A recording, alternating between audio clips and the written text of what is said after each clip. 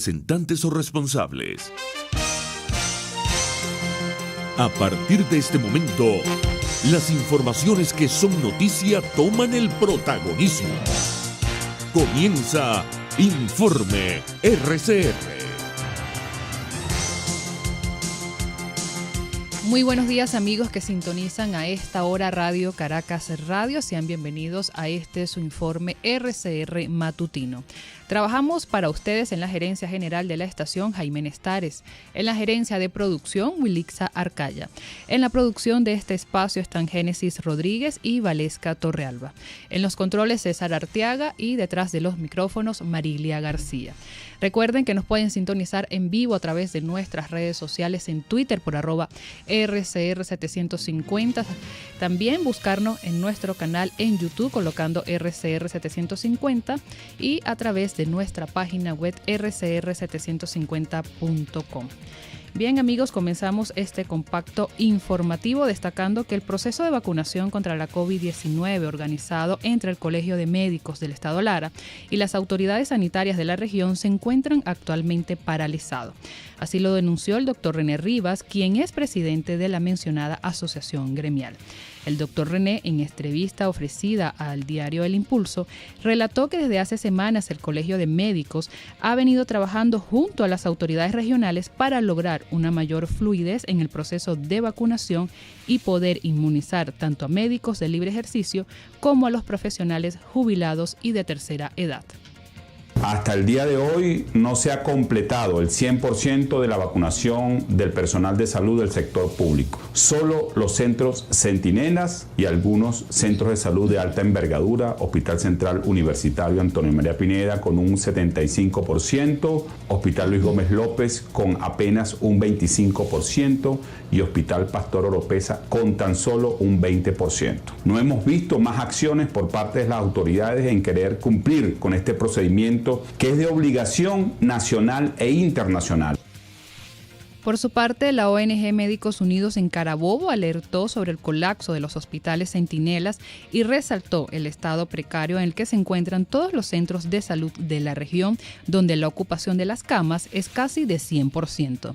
Así lo denunció la directora de esta organización, la doctora Leila Ortiz. Por el déficit de camas existentes, por el déficit de insumos que pueden llegar a cada uno de estos centros y, por supuesto, no se escapa de esta realidad la salida de muchos de los médicos que están en otros países.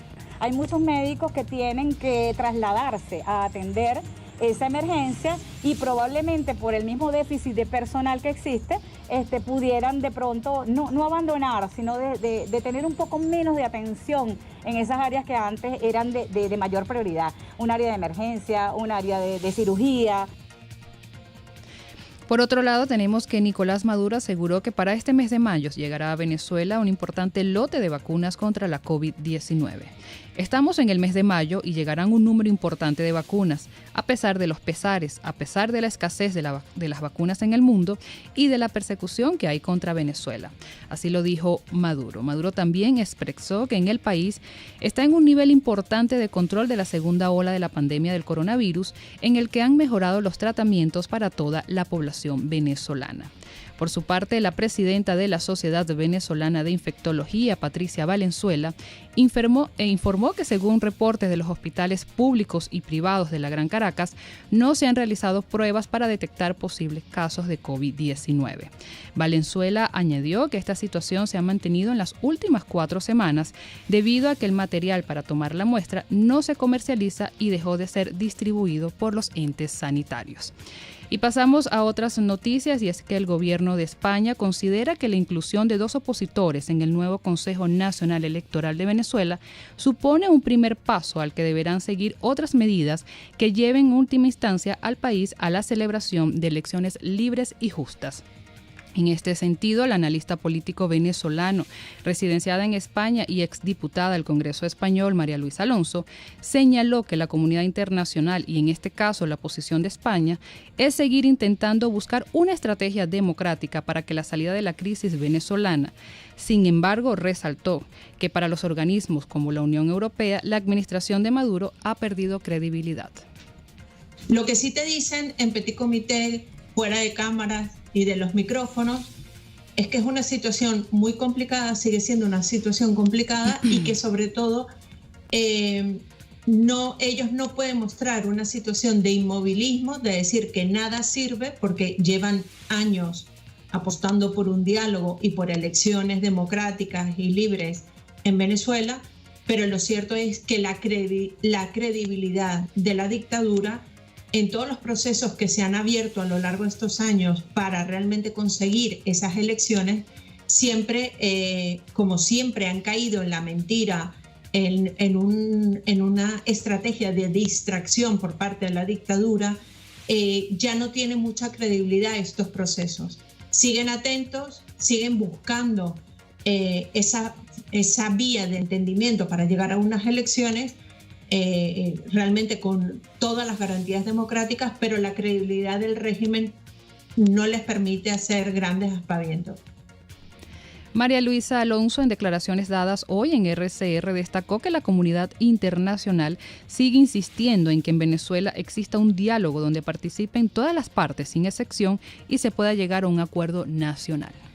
El comunicado por parte de la oficina Josep Borrell, que realmente es como la Consejería de Relaciones Exteriores del gobierno de la Unión Europea, va en una línea más diplomática, pero ellos sí dejan claro que es un proceso que deben liderar todos los venezolanos, incluyendo y con la sensibilidad de incluir a todas las vertientes y variables políticas.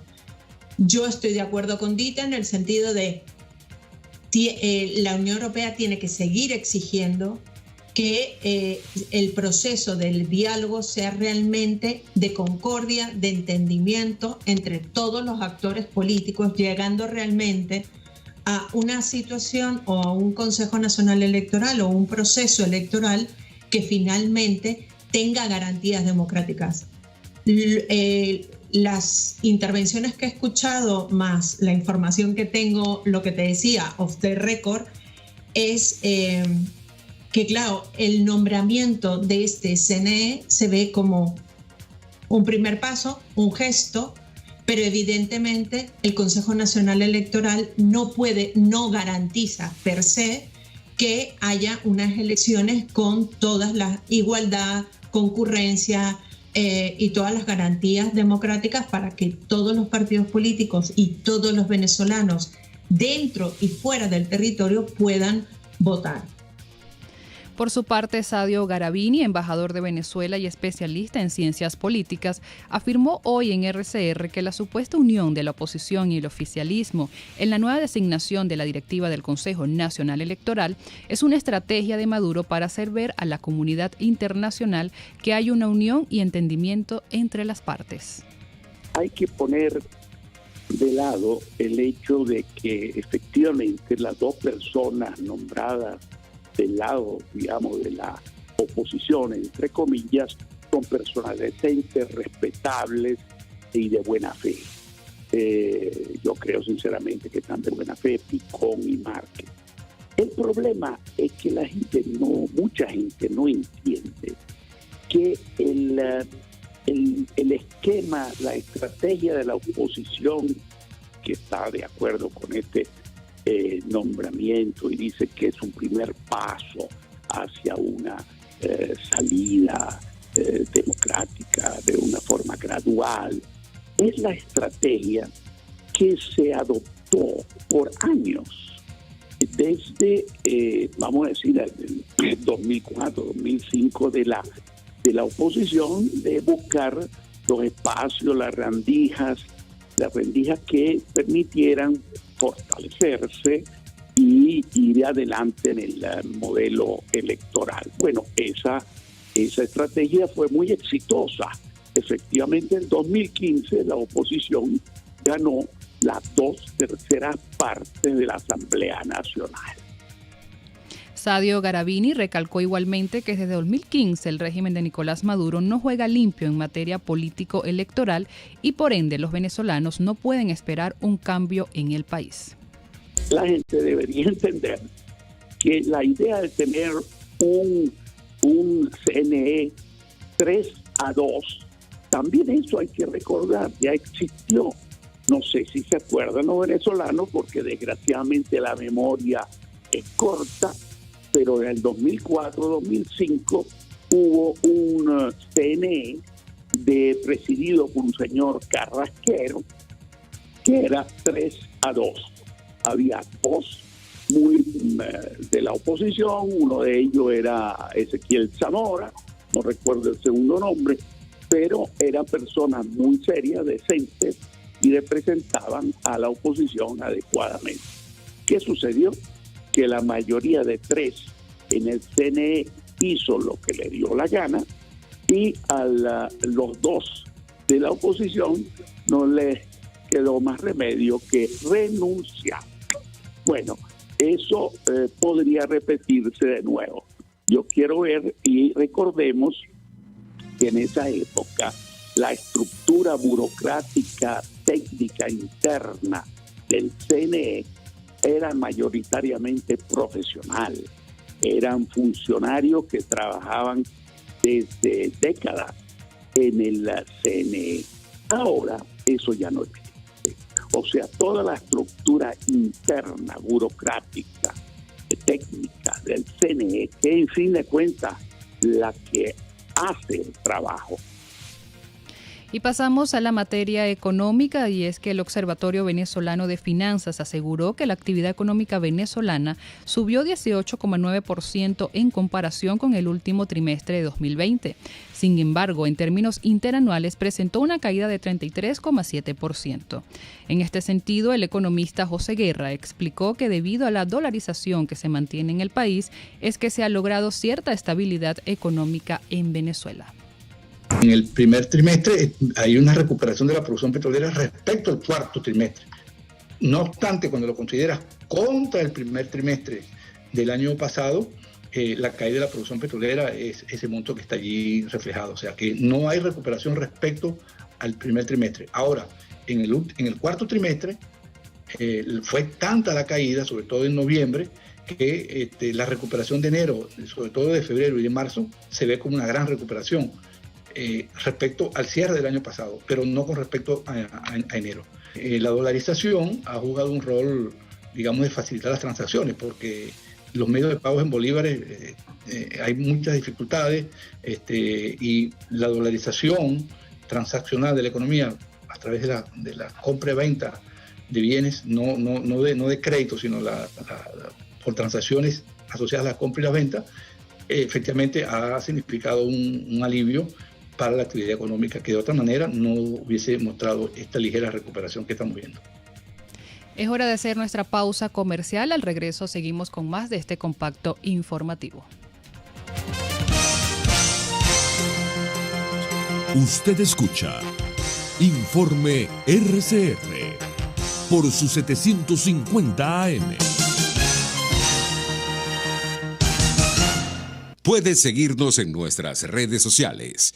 En Twitter, @RCR750, la radio que se ve. Dosis Alternativa es tu espacio para conocer de cerca todos aquellos temas relacionados con la salud, educación, la familia, entre otros. La ansiedad es una respuesta fisiológica, eso tú no lo puedes evitar. La ansiedad se presenta cuando hay una situación que tú no sabes cómo manejar. El problema es cuando tú permites que esa ansiedad sobrepase los niveles que tú puedas manejar. Dosis Alternativa nos permite tener las respuestas con los especialistas de aquellas interrogantes que nos hacemos en nuestra vida cotidiana. El estrés es una reacción fisiológica natural que se genera como respuesta ante un evento que es percibido, y quiero recalcarlo de percibido, como un evento amenazante que nos sobrepasa en nuestra capacidad de respuesta. Dosis Alternativa, una gama de posibilidades donde su bienestar físico y emocional toman significado. Con Marilia García, de lunes a viernes a las 9:30 de la mañana, solo por RCR 750, la radio que se ve.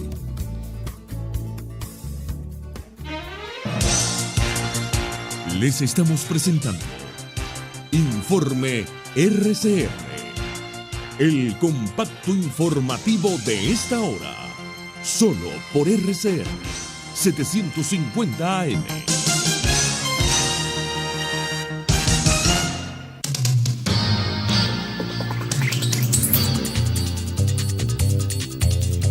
Pasamos a las noticias internacionales y es que las autoridades sanitarias de Brasil identificaron una nueva variante del COVID-19 derivada de la llamada variante brasileña P1, que ya responde por casi el 6% de los casos de coronavirus registrados en Río de Janeiro, el tercer estado más poblado del país. La nueva variante fue identificada en el 5,86% de 376 muestras de sangre de pacientes con coronavirus que fueron analizadas genéticamente en marzo y abril de este año. Así lo informó la secretaria regional de salud de Río de Janeiro en un comunicado divulgado este jueves. Y siguiendo en Brasil, al menos 25 personas murieron durante un enfrentamiento en una favela en la ciudad de Río de Janeiro, cuando los cuerpos policiales iniciaron un operativo especial contra el narcotráfico con el fin de capturar a miembros de uno de los carteles de la droga más importantes de esa ciudad. Nuestros colegas de Radio Francia Internacional nos amplían los detalles.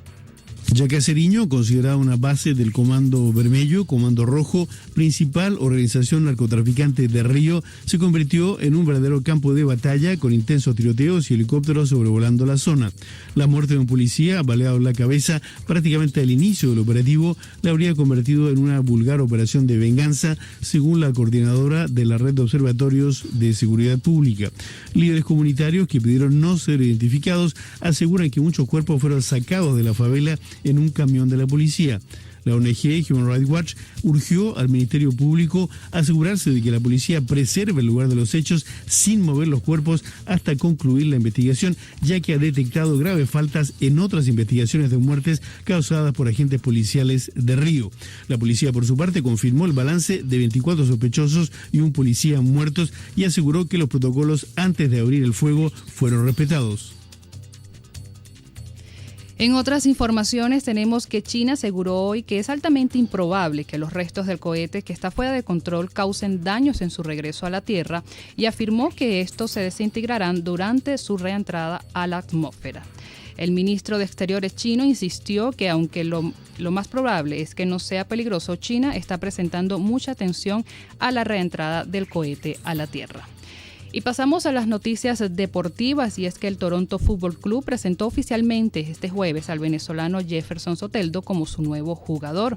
El presidente del equipo canadiense Bill Manning destacó durante una rueda de prensa que el criollo aportará una nueva dinámica al equipo y estará a la altura del rol que le asignaron. Además, confían en que pueda ayudarlos a luchar por el campeonato. Pasamos a otras noticias deportivas y es que el Villarreal español y el Manchester United inglés superaron este jueves las semifinales de la Europa League 2020-2021 y se enfrentarán por el título en la final el 26 de este mes en Polonia. Ambos habían ganado en la ida de semifinales como locales la pasada semana. El Villarreal por 2-1 al Arsenal y el Manchester United por 6-2 a la Roma. Así llegamos al final de este compacto informativo. Los dejamos con más de la programación de su RSR. Hasta aquí este compacto noticioso. Manténgase en nuestra sintonía, porque estaremos informándole de la noticia al momento de producirse.